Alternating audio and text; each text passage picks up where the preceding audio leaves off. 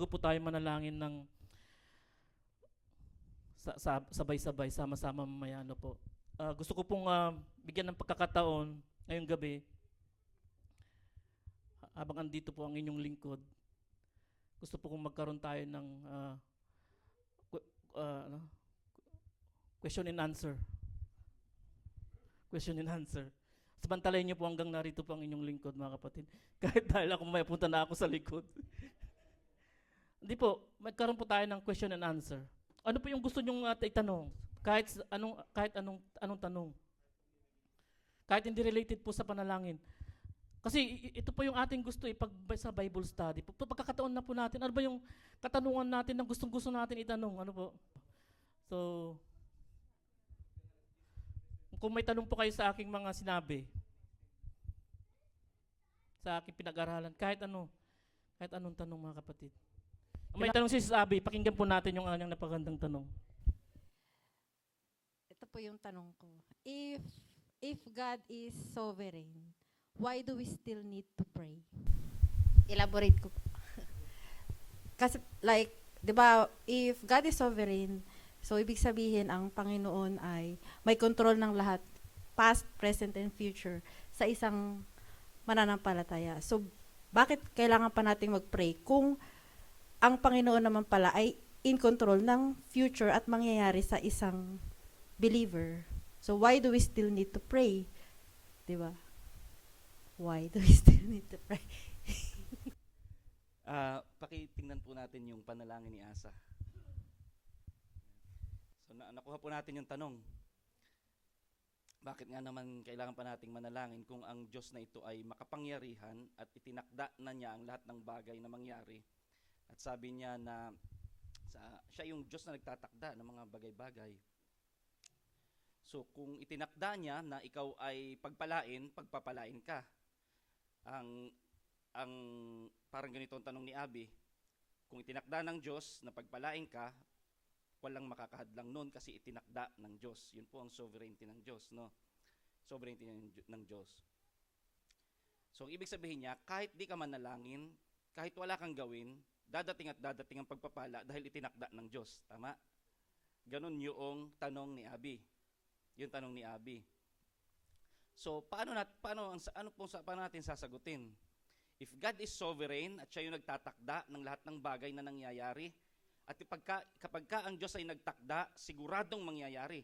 Kasi kapag mga bagay na gusto niyang mangyari ay hindi nangyari, nangangahulugang may nakakahadlang sa Kanya. Tama ba? So nakita po natin yung bigat ng tanong ni Abby. Napakabigat. Pero nandito rin ho yung sagot sa ating inaral. Sabi dito, then Asa called to the Lord his God and said, Lord, there is no one like you to help the powerless against the mighty. Help us, Lord, our God, for we rely on you, and in your name we have come against this vast army. Lord, you are our God. Do not let mere mortals prevail against you. So nagpray si Haring Asa. Sabi niya, kayo po ang Diyos na walang katulad sa pagtulong sa mga walang kakayanan laban sa mga malalakas. Help us, Lord, our God. Ano po ang tugon ng Diyos sa mga sumusunod? Pwedeng ilagay natin yung 11 hanggang, i-flash natin ng 11 hanggang sa mga sumusunod para makita natin yung pagkakadugsong-dugsong. Ito ang sunod. Ang tugon po ng Diyos ay nasa 12. Sabi po dyan, the Lord struck down the Cushites before Asa and Judah. The Cushites fled. Patuloy pa. Medyo ano pala ito, no? And Asa and his army pursued them as far as Gerar. Such a great number of Cushites fell that they could not recover. They were crushed before the Lord and his forces. Tingnan niyo po itong salitang ito. Ang tumalo sa mga kalaban ni Asa, sa kalaban ng Israel, ay ang Diyos. Tama? Bilang tugon sa panalangin ni Asa. Pero sino po ang tumalo? Ang Diyos. Pero tingnan po natin yung salita na ginamit. Kasi kailangan makita natin kung anong sinasabi ng salita ng Diyos. Narito ang sikreto. Sabi ho dito, they were crushed before the Lord and his forces. Sino po yung puwersa ng Diyos. Nagpadala ba ang Diyos ng anghel? Hindi. Sabi po dito, winasak ng Diyos ang kalaban, hindi lamang ang Diyos. Yung puwersa ng Diyos, yung sandatahang lakas ng Diyos. Sino ang sandatahang lakas ng Diyos? Sino ho? Si Asa at ang kanyang mga sundalo. Dito makikita po natin ang Diyos at ang tao, ang Diyos at ang kanyang mga mananampalataya ay kumikilos na magkasama. Magkasama. Tingnan nyo ho, ang tumalo po dito, they were crushed. Ang tumalo sa kalaban ay ang Diyos.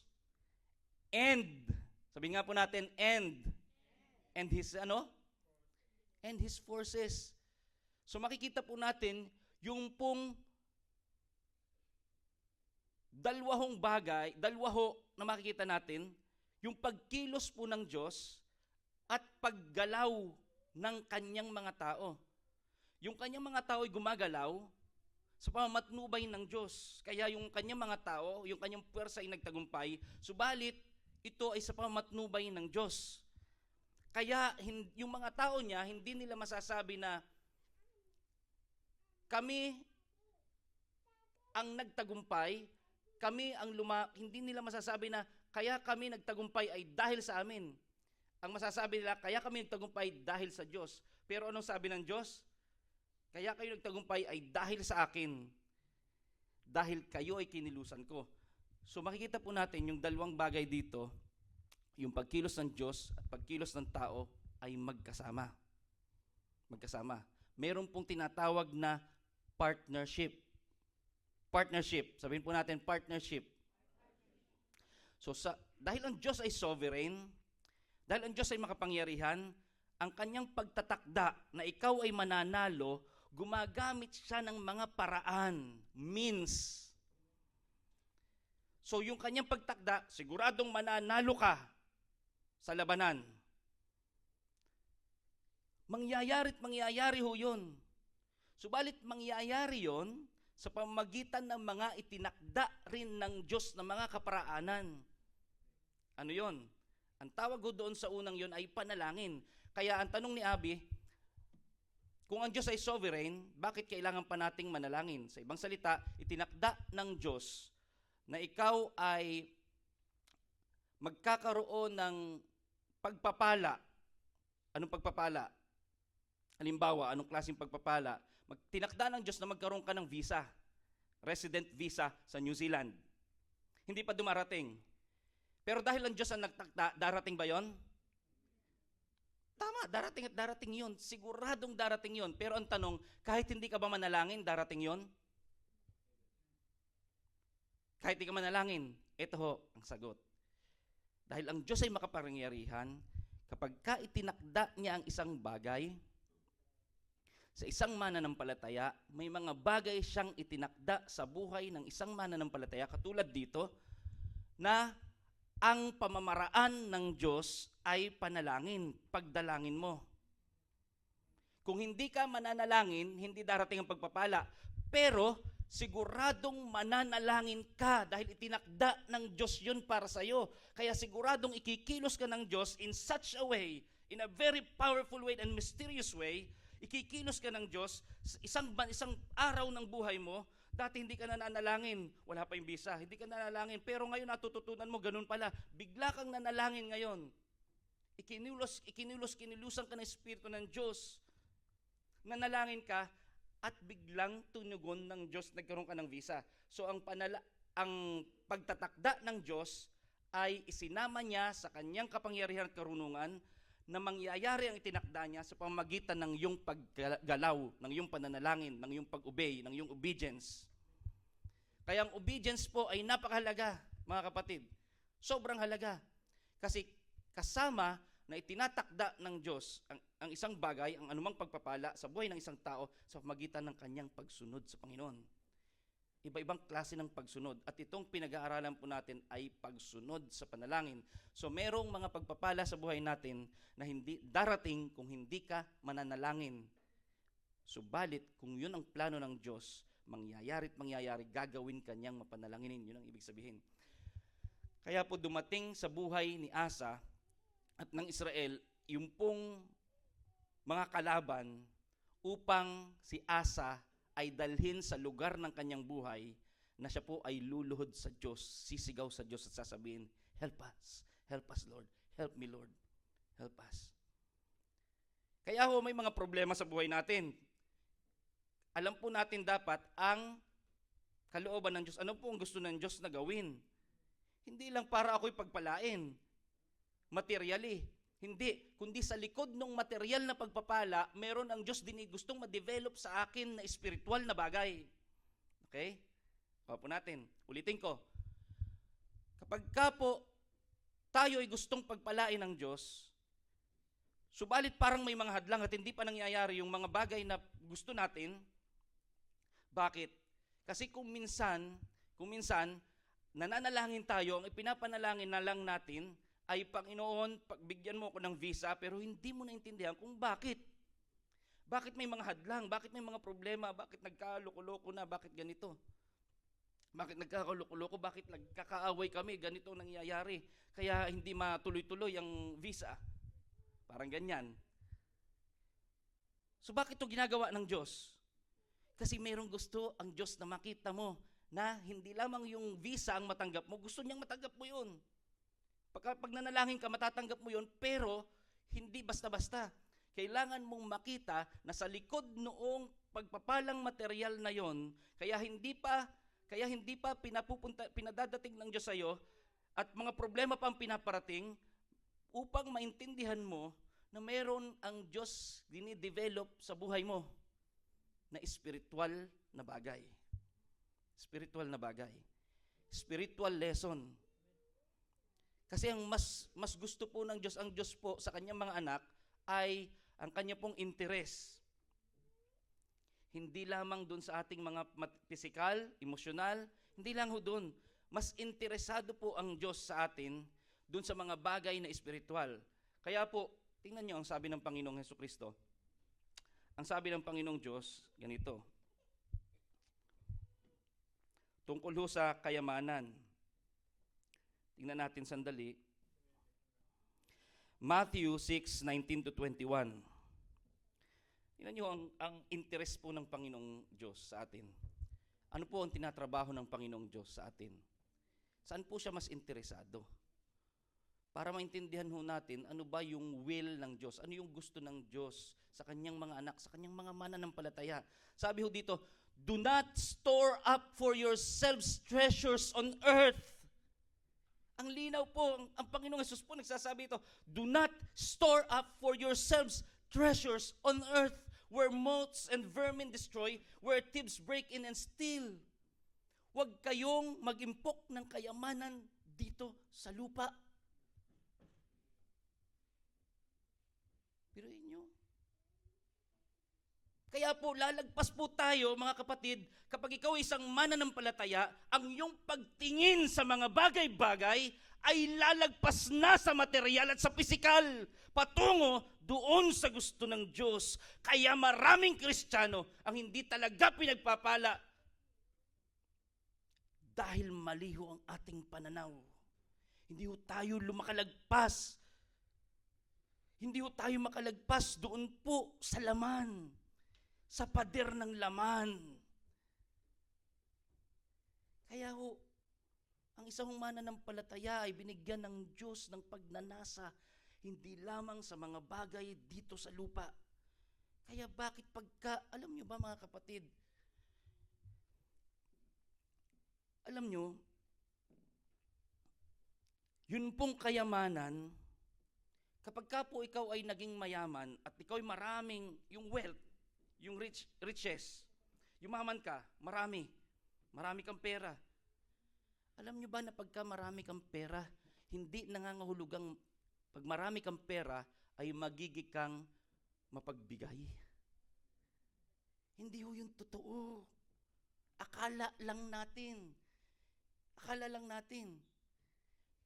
Yung pong pagkakaroon ng wealth, riches, is not a guarantee and it does not make us generous. Hindi ho. Alam niyo po ang nagagawa ng dami ng pera kung ano? Mayat maya ka sa mall. Mayat maya ka kung saan ka pupunta. Papasyal dito, papasyal doon. Gagawin mo lahat ng gusto ng iyong puso na masarya sa iyo. Gagawin mo. Yun ang ginagawa ng kayamanan.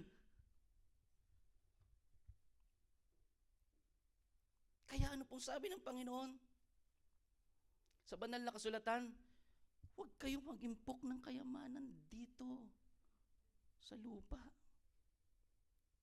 Sapagkat yan ay kinakain ng tanga, nasisira ng kalawang at ninanakaw ng magnanakaw.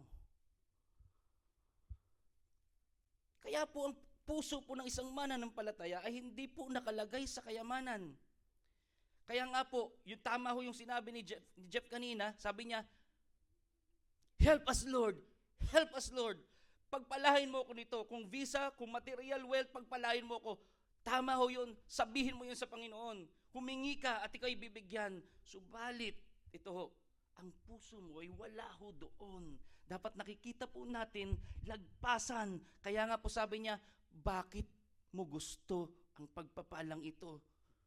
Alang-alang sa pagsulong ng kaharian ng Diyos. Grabe ho yun.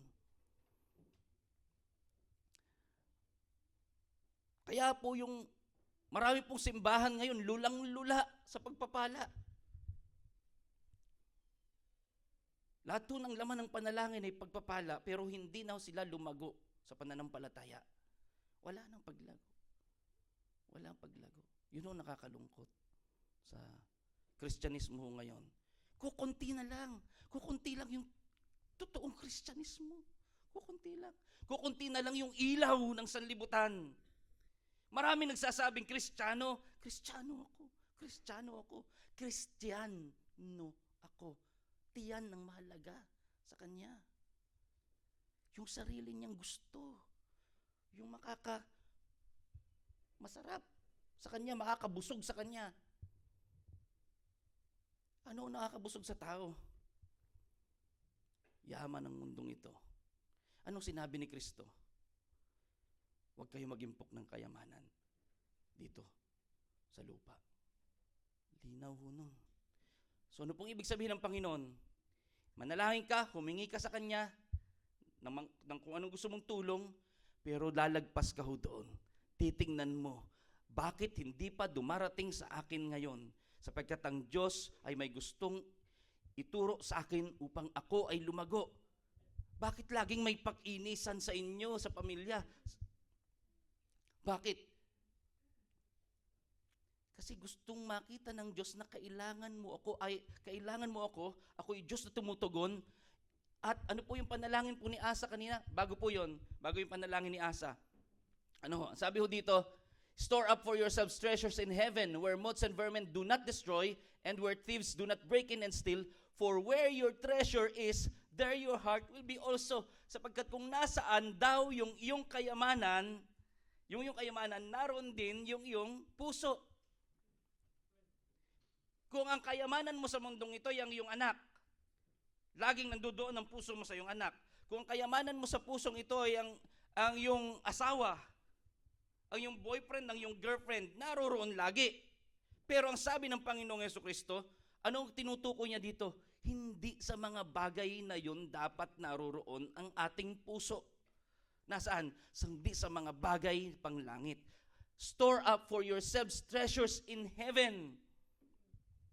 Kaya doon po ano po ang gusto mo? Ano po ang mga bagay na panlangit? Mga bagay na espiritual. Hindi nakikita.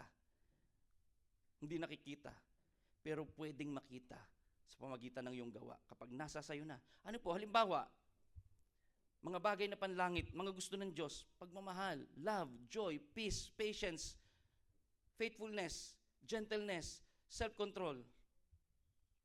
Fruit of the Spirit. Lumalago po ba tayo sa ating pagmamahal sa Diyos at sa ating pagmamahal sa ating kapwa? Tayo ba'y nagiging mabait at mas mabait? Dating mabait ka na, so mas maging mabait ka pa. May konti kang pagtsatsaga, ang gusto ng Diyos ay mas maging matyaga ka. Konti yung pagmamahal mo sa asawa mo, sabi mo mahal kita, pero alam nyo, ang sabi ng Panginoon sa kanyang salita, sa mga lalaki, ang sabi ng Panginoong Diyos sa mga lalaki, husbands, love your wives as Christ loved the church. Kung paano ng Panginoong Hesukristo minahal ng iglesia, ganun mo daw mahalin ang iyong asawa. Ang iyong asawang babae. Kaya kung ikaw ay lalaki, at ako'y laging naiinis sa aking asawa, may problema ako. Gusto akong palaguin ng Diyos sa bagay na yon. Kailangan kong makita that I am powerless. I am powerless. Wala akong magagawa. Kaya anong gagawin ko? Panginoon, makasalanan ako, mahina ako. Sasabihin ko sa Kanya, kayo ang Diyos na tumutulong at kayo ang Diyos na gusto talagang tumulong. Balik po tayo kay Asa. Tingnan ho natin dun sa panalangin ni Asa. Makikita ho natin. Sabi dito, then Asa called to the Lord his God and said, Lord, there is no one like you to help the powerless. Walang katulad mo, O Diyos, sabi ni Asa. Ikaw ay Diyos, ikaw ay Panginoon na tumutulong sa mga walang kakayanan at kapangyarihan. Sabi nga ho ni Jeff kanina, ito hong si Asa, powerful, hari ho siya. Pero sa oras na ito, sinabi niya, inamin niya, Lord, wala akong kakayanan, hindi ko kaya. Hindi ko kaya. Kaya kung ikaw tatay ng tahanan, husband, hindi ko kaya. Lagi akong kanina hong umaga, naalala ko. Kasi, di ba, Sabat natin, Sabat rest. Ibig sabihin ay, tayo ay iiwasan muna natin yung mga cellphones, mga bagay na kinagugustuhan natin ng mundo, lagi naroon puso natin, magmomol, hindi muna tayo nagmomol, ano gagawin natin? Lagi tayo nanonood ng TV, ng Netflix, ng Prime Video, ng Disney. Tinitigil muna natin yung lahat ng bagay na yon at nagfo-focus tayo doon sa mga bagay sa Panginoon. So mayroon tayong devotion, babasa ng Bible sa umaga, ang pamilya. So ganun po ginagawa namin, Sabat. Babasa kami ng Bible, may isa kaming chapter, babasahin namin, bawat isa. Anong itinuturo sa akin ng Diyos, anong tinuturo kay Label, anong tinuturo kay Mami. So ganun ang ginagawa. Ano pa ang ginagawa namin kapag Sabat? Walang cellphone. So pwede kaming lumabas, tulad nung nakaraan, para i-enjoy ang nature, ang ginawa ng Diyos. Kasi nung ang Diyos ay nagpahinga, sa ikapitong araw, ano pong ginawa niya?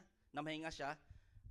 Bawat araw, sinabi niya sa kanyang paglikha, napakaganda na aking nilikha. So ano pong gagawin natin? Enjoy natin ang Diyos at ang ginawa ng Diyos at ating pasalamatan ang Panginoon sa kanyang ginawang pagliligtas sa atin. So yun po ang Sabat namin. Kanina hong umaga, may binasa kami sa aklat po ng awit. Share ko lang po sa inyo, no? Awit, Psalm 17. Ang sabi ho dito,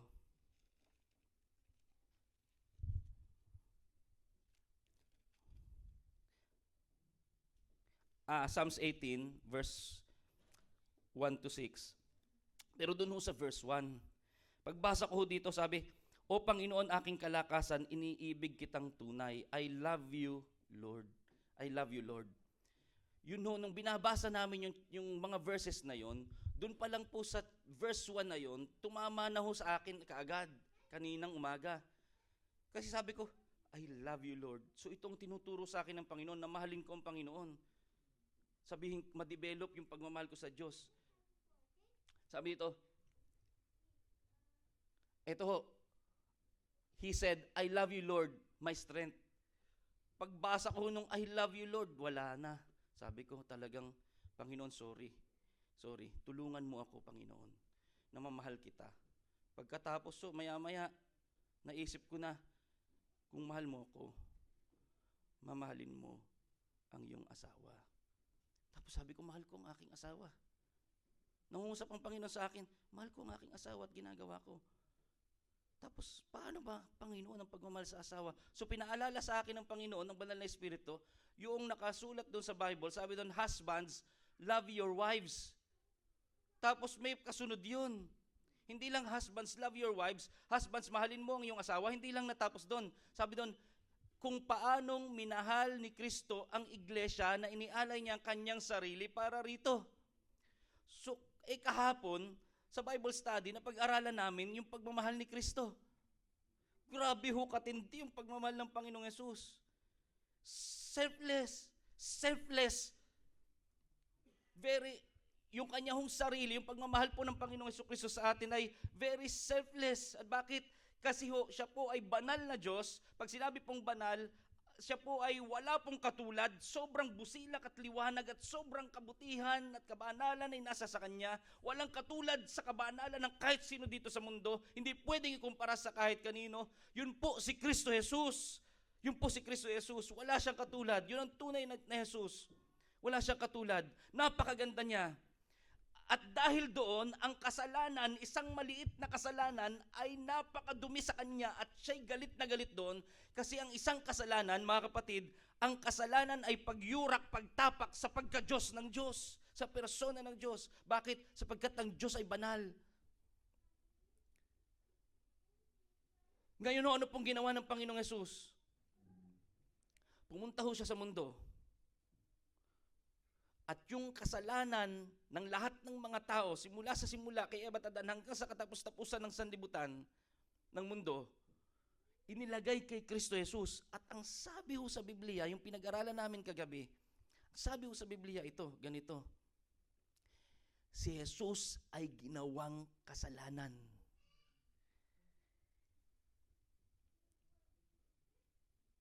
Siya na walang sala ay ginawang kasalanan.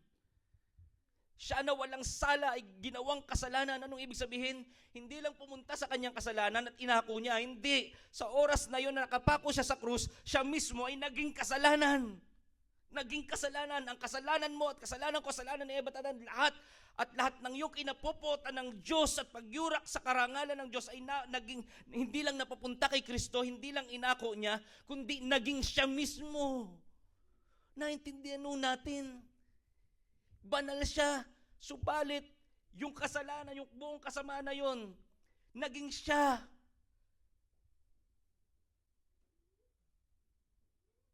Kinuha niya yun, ginusto niya yun na mangyari upang kanyang mga pinili, ang mga pinili ng Ama para maging kanya ay mailigtas. Ikaw at ako ay maligtas. Magkaroon ng kaligtasan, mapunta sa langit. Ano hong ibig sabihin nito? Kaya noon pong ang Panginoong Jesucristo nakapako sa krus. Pakinggan po natin mabuti, ganito ang nangyari. Noong ang Panginoong Jesucristo po ay nakapako sa krus, ang sabi ho niya, nung ibinigay na ng Panginoon, siya'y naroroon na para pagbayaran ang kasalanan nating lahat. Ano ang sabi niya? Ama ko, bakit mo ako pinabayaan? Yun ang sabi niya. Bakit niya ho sinabi yun? Alam niyo po, ang Diyos ho ay iisa. Ang Diyos na ito'y iisa.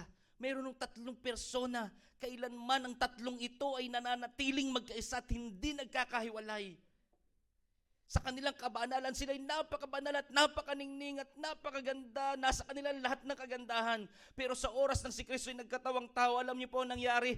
Sa oras na yon, for the first time in history, sabi ho doon, Ama ko, bakit mo ako pinabayaan? Dahil siya mismo ay naging kasalanan. Ang Diyos Ama hindi makatingin sa Kanya kasi ang galit na galit ang Diyos Ama sa Kanya. Sa oras na yon, siya na walang sala, pero napapunta sa Kanya ang pot at galit ng Diyos. Bakit?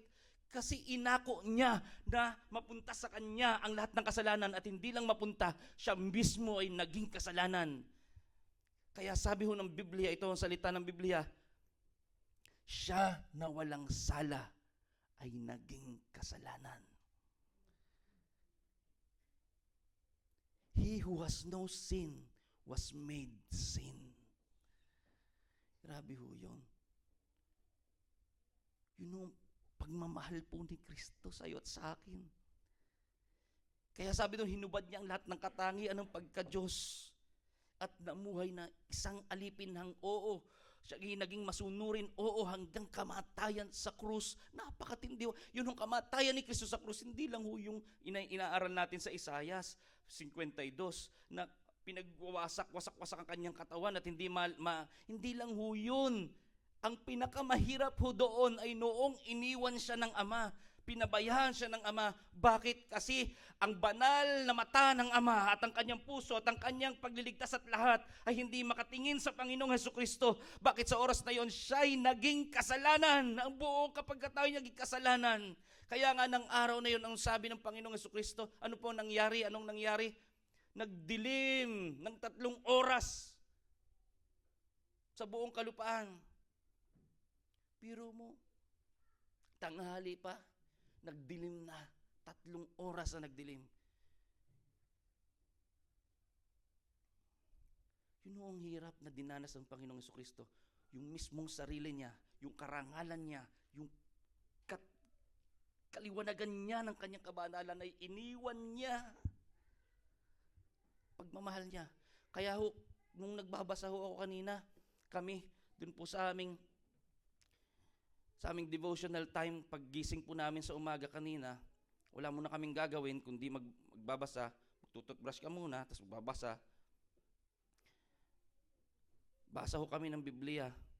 Pagtingin ko ho dun sa I love you Lord, wala na. Dahan-dahan na. Sabi, mahal kita Panginoon. Tapos sabi ko, paano ko ba? Paano ako mamahalin? Sabi ko, doon sa isip ko, parang, kung mahal mo ako, mahalin mo yung asawa. Sabi ganon. Sabi ko, Panginoon, minamahal ko naman ang asawa ko. Husbands, love your wives. Sabi ko, ginagawa ko naman lahat ng ginagawa ko. Kaya nga minsan, pag umiinit ang ulo ko, dahil mahal ko, gusto kong ituwid siya.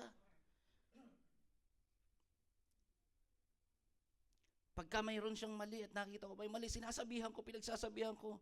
Pag umiinit ang ulo ko at lumalakas din ang boses ko at sinasabi ko, kaya ko ginagawa ito kasi mahal kita. Pero nung nabasa ko yon, ang sabi ho dito, husbands, love your wives as Christ loved the church. Kilabot na ho ako nun. Bigay na ho ako nun. Kaya sabi ko sa asawa ko, Han, Roms, sorry, patawarin mo ako sa lahat ng aking pagkakamali sa iyo. Sa araw na ito, actually nung isang araw pa sinimula ng Diyos na i-deal ako dito. Pero ngayong Sabat, sa araw na ito, tulungan ako ng Panginoon na maipakita sa iyo ang pagmamahal katulad ng pagmamahal ni Kristo. Hindi yung sarili. Hindi yung sariling pride. Hindi yung sariling kapakanan. Na kahit pa nga maging parang masama si Kristo, pinakita niya ang pagmamahal. Kaya sabi ko kay Romsky, sabi ko, asawa ko, Han, pag-pray mo ako at patawarin mo ako sa lahat ng mga nagawa ko sa iyo. Akala ko ay yun ay pagmamahal. Ang pagmamahal pala sa asawang babae ay katulad dapat kung paano minahal ni Kristo ang iglesia. Patawarin mo ako dahil nasisigawan kita. Naiinis ako pag alam kong mali ang ginagawa mo. Yung pala, ako ang mali. Kasi hindi ko nagagawa ang totoong klase ng pagmamahal na gusto ng Diyos. Kaya sabi ko kanina, nanalangin kami. So mayroon din pangungusap ang Panginoon sa kanila. At napakasarap mga kapatid. Kaya ina-encourage ko kayo, gawin natin yung Sabat. Kaya sabi ko kanina, ano bang pwede kong gawin sa'yo? Ano bang pwede kong gawin na matulungan kita? Anong gusto mong gawin ko? Wala na. Sinira na ng Panginoon ang dating pangangatwiran na mali sa aking isipan. Naintindihan na pinaunawa na ng Panginoon. Pinaunawa ng Panginoon kung paano ang pagmamahal. Kaya, napakaganda ho. Ini-encourage ko kayo, magkaroon kayo ng Sabat. Kung hindi kayo magkasama ng Sabado, kuha kayo ng ibang araw na talagang wala kayong gagawin kundi mananalangin lang at magbabasa ng Biblia at sasabihin, ano bang pangungusap ng Diyos sa'yo dyan? So, ganito po kami ganito po para makuha po natin, no? Ginagawa po namin, ano pong pangungusap sa akin ng Diyos dito? Okay, may pinagagawa sa akin, ganito ang gawin ko. Yun ang pinapakita ng verse na ito, na mahalin ko ang kapwa at mga kapatiran. Pero pagkatapos nung sa labas, focus na kami dito sa pamilya namin. Anong pinapagawa ng Panginoon sa akin para sa iyo at sa iyo? Sa iyo aking anak at para sa iyo aking asawa. Anong kaya sinasabi ko, pag ganito pinapagawa sa akin para sa aking anak, i-train ko ang aking anak. I-train ko ang aking anak. Train up a child in the way he should go, and when he is old, he will not depart from it. So yun ang pagmamahal ko sa aking anak. Kaya bata pa lang, itine-train ko na. Kasi hindi sinabi ng Diyos na i-train mo pag malaki na. Sabi, train up a child. Kaya hindi ho totoo yung hayaan mong maging bata ang bata. Anong ibig sabihin mo nun? Anong ibig sabihin natin? Hindi ho totoo yun. Bata pa lang, ite-train mo na siya. Ite-train mo na siya. No? Kasi kapag ka hindi, at sinabi mo, iintayin ko muna, tsaka ko ite-train, wala ka na sa salita ng Diyos. No? Kaya ano pong gagawin natin? So yun yung pagmamahal natin sa ating mga anak. Ano pong sabi sa palo? Kapag ka hindi mo pinalo ang bata ha, hindi yung matatanda na, do not spare the rod.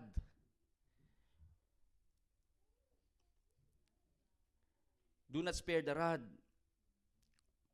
Kasi kapag ka daw hindi mo pinalo ang bata, ay lalaki yan na hindi maganda ang kakalagyan. So, kapag ikaw ay magulang at mahal mong yung anak, papaluin mo talaga. Kahit maliit pa, papaluin mo. Pagka may ginawang mali, paluin mo ng malakas. Kasi magulang ka mahal mo, hindi mo naman papatayin yung bata Pero iiwas mo siya sa kasamaan pagtanda niya, paglaki niya. Yun ang paraan ng Panginoon. Yun ang pagmamahal po ng Diyos. Kung minsan tayo, anong gagawin natin pagka pinalo yung bata? Anong gagawin? Anong ka? Tag dyan? Awang-awa ka. Kakaawa naman, ayaw ko. Nakakaawa talaga. Pero mas nakakaawa kapag hindi mo sinunod ang patakaran ng Diyos. Ikaw ay nakakaawa yung iyong anak, pati ikaw nakakaawa kasi mas gusto mo yung nararamdaman mo kaysa sumunod sa kalooban ng Diyos. Kaya gawin natin, panahon na mga kapatid, na gawin natin ang ating mga natututunan. I love you, Lord, my strength. Balik po tayo doon sa kanina. Kaya, yun hong mga, 30 na. Yun hong mga pagpapala na hinihingi natin, hingin natin sa Panginoon, pero lalagpas po tayo doon. Papunta ho tayo doon sa mga ganitong klaseng pagpapala. Pagmamahal. Joy, peace, love. Love, joy, peace. Ano pa? Goodness, patience, self-control, faithfulness. Mga bunga ho ng Espiritu. Dapat lumago ho tayo doon. Hindi ho natin mape-perfect. Ang magagawa natin ay mag-mature tayo. Mag-grow tayo every day. Every day. Kaya sabi ko, asawa ko, ang aking plano kung paano kita mamamahal araw-araw at bawat araw ay bago. Higit pa kaysa dati. Yun ang pagpapala na sinasabi. Kaya, lalagpas po tayo. Balik ho tayo doon tapusin na po natin, no?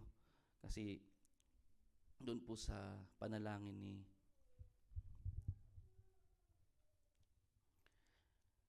Lord, there is no one like you to help the powerless. Walang katulad mo, Panginoon. Ikaw ang Diyos na tumutulong at gustong tumulong. So ang Diyos po nating ito ay hindi lang siya Diyos na tumutulong, kundi gustong-gusto niyang tumulong. At ang tinutulungan niya ay yung powerless. Alam sa kanyang sarili na wala talaga siyang kakayanan. Kaya ka dinadala ng Diyos sa isang punto ng buhay mo, sa mga punto ng buhay mo, sa mga panahon ng buhay mo, na bakit hindi pa yung pagpapala dumarating na inaasahan mo, at puro problema ang nangyayari. Bakit? Kasi dinadala ka ng Diyos sa punto ng buhay mo, sa panahon ng buhay mo, na sabihin mo at kilalanin mo na wala, hindi ko nga kaya. I am out of control na. Out of control, hindi ko kaya. Kailangan ma-realize mo.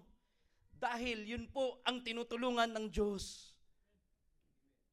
Pero pag alam mong kaya mo pa, kakayanin mo pa yan. At hindi mo kailanman isusurrender ang puso mo at ang iyong isip at ang buong katauhan mo, ang buong buhay mo sa kamay ng Diyos. Hindi. Sasabihin mo, kakayanin ko pa ito, kakayanin ko pa ito. Wag na wag ninyong sasabihin na kakayanin ninyo ang isang bagay.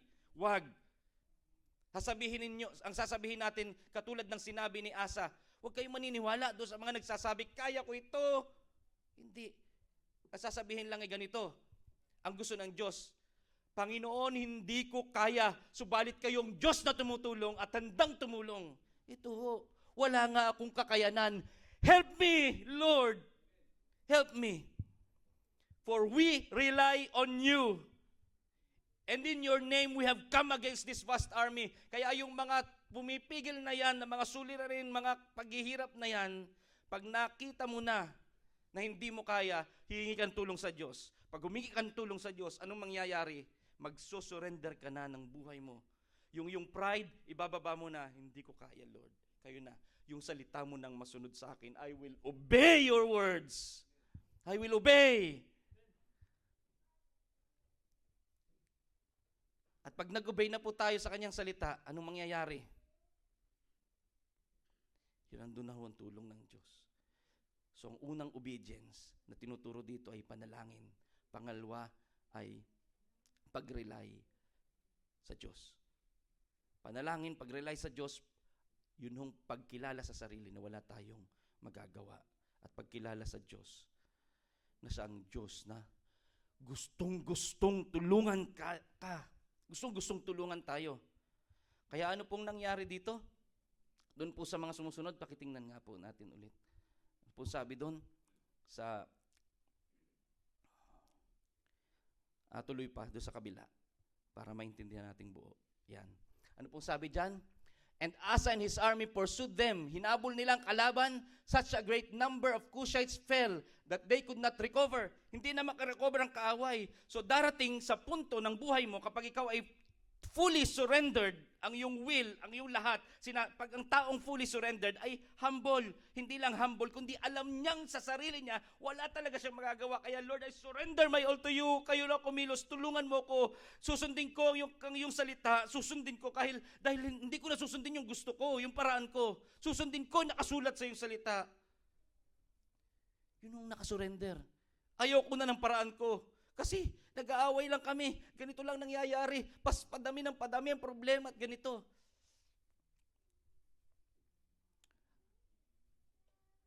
Ano po sabi ho dito? Dadating sa punto ng buhay mo kapag inamin mo na yung kaaway ay tatakas sa'yo. Takot na sa'yo ang kaaway. Hindi ibig sabihin wala ka ng problema. Ang ibig sabihin, nananalo ka ng nananalo sa laban. Araw-araw ikaw ay mas nagiging mapagmahal. Araw-araw ikaw ay mas nagiging matyaga. Mas nagiging kang mabuti, mabait. Araw-araw, kung ay mabait ka, mas mabait ka bukas. Kung ngayon ikaw ay mahinahon, bukas mas mahinahon ka. Ngayon, medyo may kaunti kang hinahon, nakakagalit ka pa, nakakapagsalita ka pa, nakakapagbukas ka pa ng masamang salita o galit. Pero bukas, mas malaki-laki na. Ano sasabihin mo sa asawa mo? Sorry, Han. Pero, araw-araw, lalaki ito kasi tutulungan ako ng Diyos. Tutulungan ako ng Diyos dahil gusto niyang tulungan tayo. Gusto niya tayong tulungan. Kaya sabi po dito, they were crushed before the Lord and His forces. Kita niyo yun? Kanina, sa Diyos siya humingi ng tulong para wasakin ang kaaway. Pero ngayon, ano ang nangyari? Ikaw ngayon ay kabahagi na sa plano ng Diyos. Ikaw mismo, kasama mo ang Diyos. Kaya ngayon, ikaw ay nagtatagumpay. Hindi tayo magtatagumpay pag sinabi natin, kaya ko. Yari ho tayo noon. Lalabanan ng laman at kakainin kang pababa at makikita mo uli, hindi mo kaya. Kaya doon ho tayo gumaya kay Asa.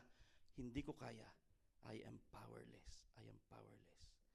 But I can do all things through Christ who gives me strength. Yun ho yun. Ito ho yung asa. Magagawa ko ang lahat ng bagay sa pamamagitan ni Kristong nagpapalakas sa akin. Yun ho yun. Kaya hindi ho tayo kaya ko, kakayanin ko. Pag pinutol ho natin doon, yari ka na, yaring-yari ka na. Pwede ka ngang yumaman at pwede kang magkaroon ng visa at kung ano-ano pang bahay at malalaking pag-aari. Pero wala kang tagumpay sa pag-ibig. Wala kang paglago sa pagmamahal. Walang pag-unawang ibibigay ang Diyos sa iyo. Walang tagumpay para ka maging mahinahon at matyaga at magkaroon ng pagpipigil sa sarili.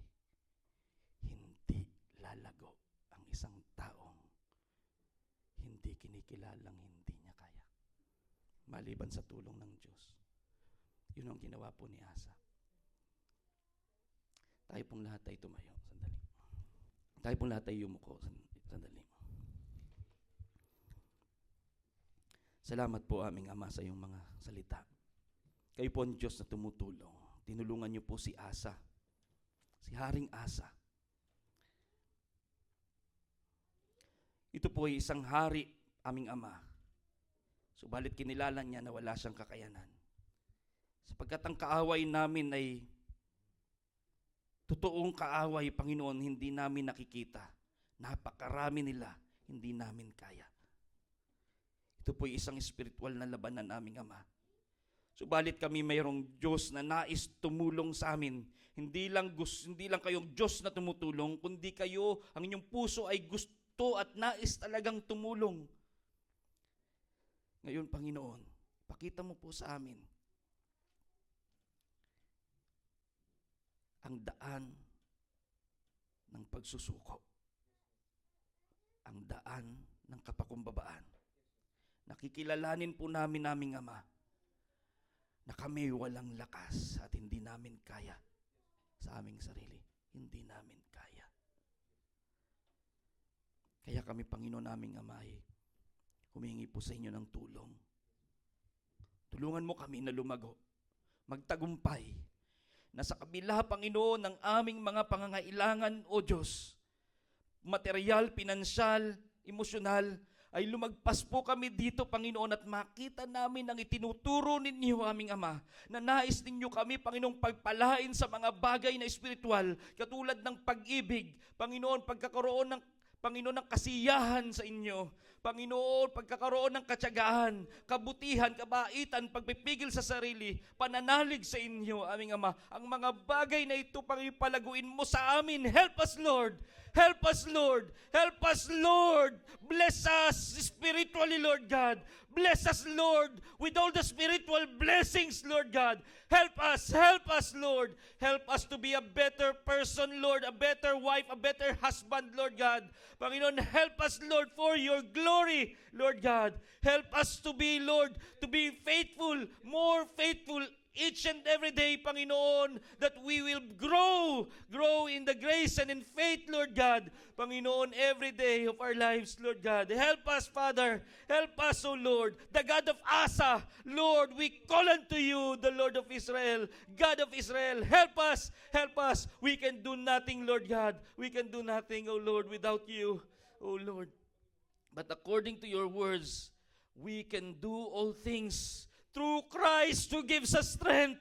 Kayo ang aming tagumpay, kayo ang aming lakas, Panginoon. Kaya sa inyo kami humihingi, Panginoong Jesus. Sa iyo lamang, Panginoon, O Diyos. Panginoon, ng mga iyak ng puso. Nung pong panahon na yun, umiyak, Panginoon, si Asa sa inyo. Tumawag siya. He cried unto you, Lord God. Sapagkat napakarami ng kalaban. Ngayon, Panginoon, kami rin, Panginoon, ang mga iyak at sigaw ng aming puso, Ama, mga daing namin, alam ninyo, kung may pinapanalangin kami, mga kapatid, mga anak, Panginoon, asawa, Panginoon, at lahat, Panginoon, O Diyos, Ama, baguhin ninyo sila, baguhin ninyo kami. Hindi namin kaya na kontrolin ang mga sitwasyon at panahon at puso, Panginoon. Ngunit kayo nagbabago, kayong Diyos na nagbabago, kayong Diyos na tumutulong, Panginoon. Help us, Lord. Help us. Bless us, Lord. Bless us, Lord God. Bless us. Kung material lang kailangan at yun yung pagpapalang inilaan ninyo sa kung sino man dito, help him, Lord God. Help her, Lord God. In Jesus' name, Panginoon, at makalagpas siya doon, Panginoon, sa kayaman ng material. Panginoon, at makita ang tinuturo ninyo, aming Ama. In Jesus' name, magkaroon, Panginoon, help us, give us wisdom, the spirit of wisdom and understanding and revelation, so that we will know your will, O Lord, and obey you, O Lord God. O Lord, salamat Panginoon. Salamat Panginoon. Salamat sa Espiritong bigay ninyo.